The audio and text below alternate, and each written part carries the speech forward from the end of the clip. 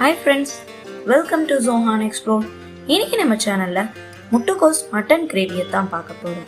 First ஒரு கடாயில 4 spoon oil ஊற்றி அது ஹீட் ஆனதுக்கு அப்புறம் 2 மீடியம் சைஸ் அளவுக்கு வெட்டி வச்ச வெங்காயத்தை ஆட் பண்ணி நல்லா பொன்னிறமா வதக்கி விட்டுக்கோங்க.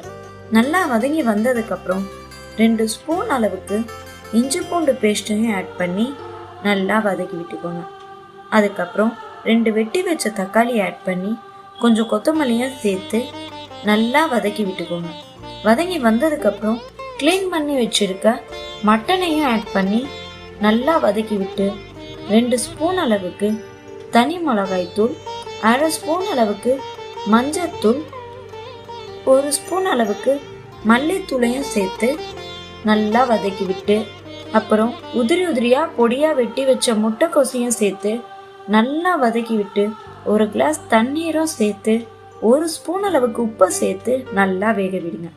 நல்லா வெந்து வர ஸ்டேஜில் 4 ஸ்பூன் அரைச்சி வச்ச தேங்காய் ஆட் பண்ணி கிளறி விட்டு ஒரு 10 நிமிஷம் குக் பண்ணி எடுத்தீங்கன்னா டேஸ்டான முட்டைகோஸ் மட்டன் கிரேவி ரெடி. இதை நீங்கள் கண்டிப்பாக ட்ரை பண்ணிட்டு உங்கள் ஃப்ரெண்ட்ஸ் அண்ட் ஃபேமிலிக்கு ஷேர் அண்ட் சப்ஸ்கிரைப் பண்ணுங்க. மறக்காம கமெண்ட்ல சொல்லுங்க. தேங்க்யூ ஃபார் வாட்சிங். பாய்.